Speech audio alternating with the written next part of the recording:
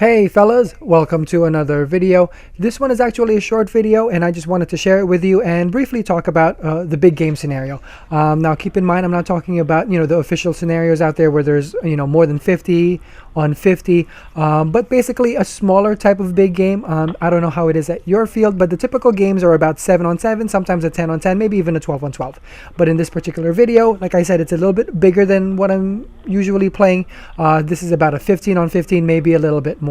And in these bigger type of games, I really look forward to playing them, only because it doesn't really happen that often, and it definitely changes the game a little bit. I think it's still very fun to play because it changes the dynamics. It's a little bit more different than a 6 versus 6 or a 10 versus 10.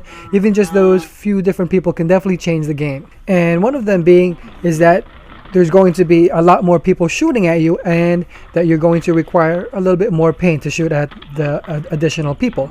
And with that being said, there's going to be a rise in adrenaline, only because there's just a different dynamic. And it's up to you whether you choose to play the same or try a different strategy, but it definitely changes things up. Now, with that being said, I also wanted to talk about the downside to playing these bigger type of games. With the additional amount of people, of course, there's going to be additional confusion out there on the field. One thing I can think of is because of the amount of people looking at you when you're playing the game, especially when you're advancing, there's going to be an additional 3 to 5 people that see where you're going, and of course are going to be shooting at you. Now, they might not be shooting at you all the time, or not all at once. There's just going to be a few people shooting at you at a certain time, and then the other few people might be waiting and shooting a little bit later if they see you peeking out. Now, before I even go on, I just wanted to stress and emphasize confusion. It's not necessarily because people are cheating in a big game, although you might experience it, but in this particular instance, I just wanted to stress the confusion, because I don't really want to put any blame on the person who's shooting or the people who are shooting, or the person that got shot. Technically, nobody is really doing anything wrong, but it's just because it's a different dynamic, and if you do the same thing as if you were doing in a small game, chances are some things might happen that might not be favorable to either the shooter or the person who's being shot at. So let's go back to the scenario I presented earlier where you're advancing in a bigger type of game.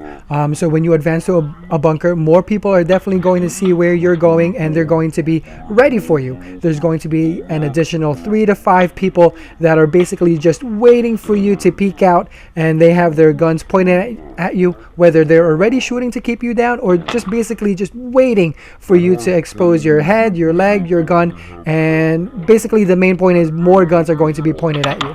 And in the event that eventually you do get shot, that one person who made that shot know that you're out. Now, the other 3 to 5 to 6 people who know that you're in there, and didn't hear that their teammates say that they shot you, they still don't know that you're shot. So basically, they're still in that frame of mind that you're behind that bunker and they really want to get you out. Now, a typical behavior when you're playing, especially in a smaller game, is if you're shot out, you quickly raise up your hand, or sometimes you slowly get up from the bunker that you're using. Now, like I said before, because this is a bigger game, the chances are the 3 or 6 people that didn't hear or see that you were shot out, like I said before, they're just itching to shoot anything that moves behind the bunker. If you do that, chances are that they're going to shoot even before they realize that it's your hand, or because you slowly got up that you're out. All they're doing, and I'm guilty because I do it too, because if I'm focused on a bunker, I'm going to utilize whatever I can to try and eliminate the other player. So if I see a little bit of a foot or a hand, I'm going to try, or even a hopper, I'm going to try and shoot at it as soon as I can. Now, the main thing about these bigger games, especially or even in regular games, is if you do get shot, it's important to stay calm and don't panic, especially if people are still hitting your bunker because they didn't realize that you've been hit. One thing that you should do is definitely stick out your hand, because it's less of a target to be shot at. If you want, even just wave it back and forth until you hear that nobody is shooting at your bunker.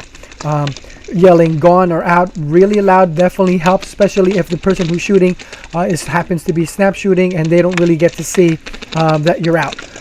Or especially if you're a renter and it's not your gun, definitely stick that barrel up you'd rather have that gun get shot up instead of your hand or anything else.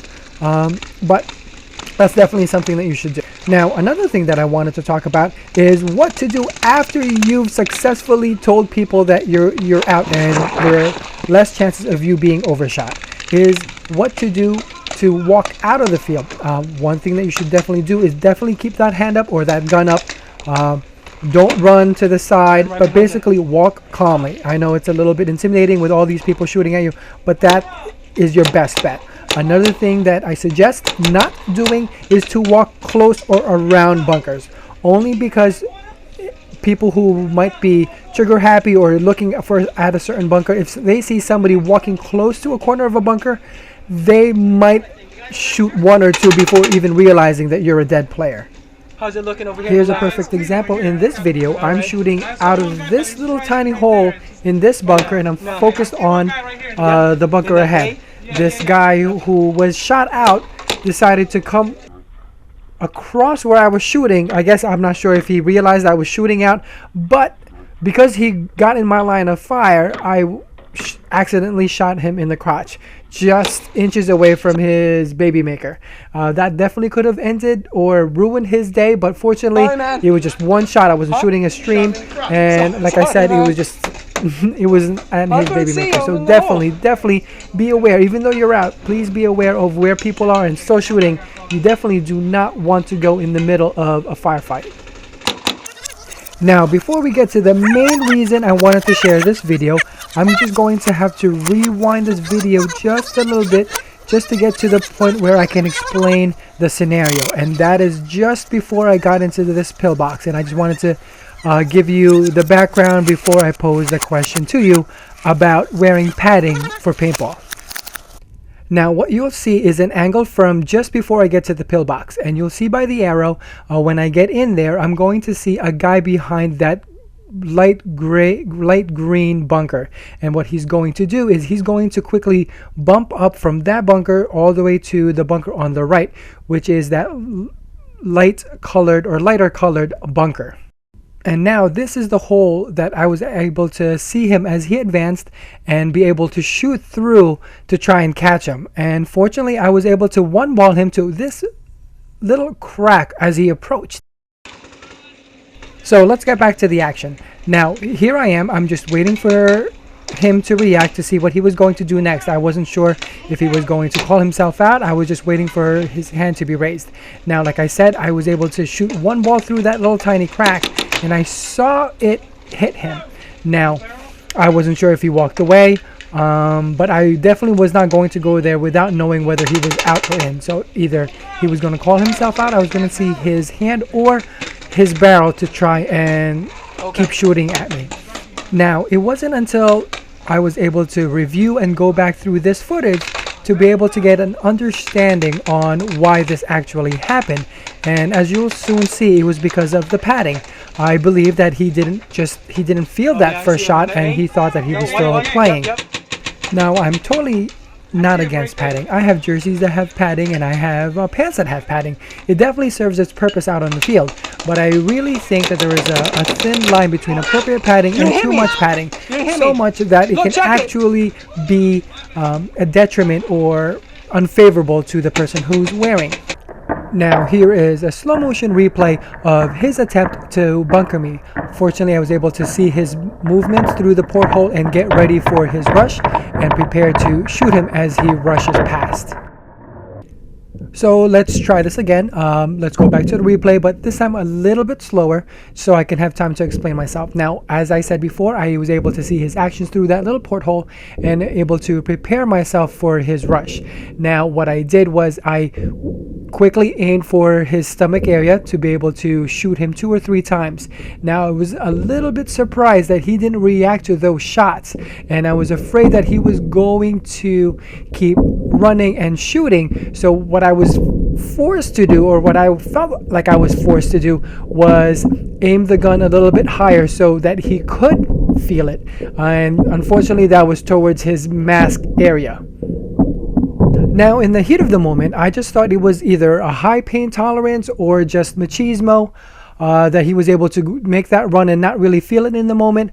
But it wasn't actually as I'm reviewing this video and looking closely at how he was dressed, that I finally realized why he didn't react the way that normally people do when they get shot. And you can clearly see it here as the paintballs hit his stomach area. You don't really see him even feel it or flinch at the hit. He just basically continued on his run, trying to run me down with the gun pointed at me. It wasn't until I aimed the gun a little bit higher and aimed for his mask that I was able to get his attention to the hits and basically get him to end his run towards me. So basically, like I said before, I have nothing against padding. I use padding and I understand the purposes of padding is going to protect you from bruises, encourage bounces to let you play a little bit longer.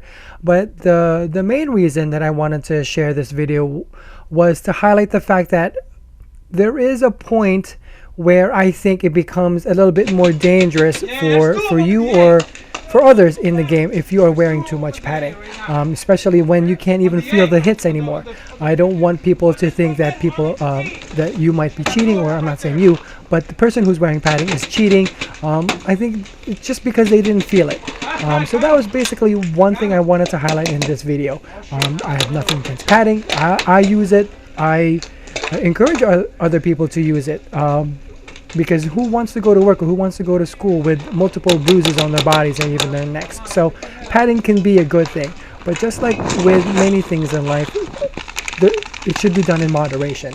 If you do it a little bit too much and take the pain away, the total pain away, I think it's just going to encourage a lot more overshooting, a lot more confusion, a lot more erroneous calls for cheating.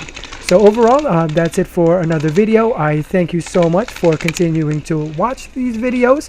And I also thank you for all the comments and advice that you continue to give. Thank you again, and see you out there on the field.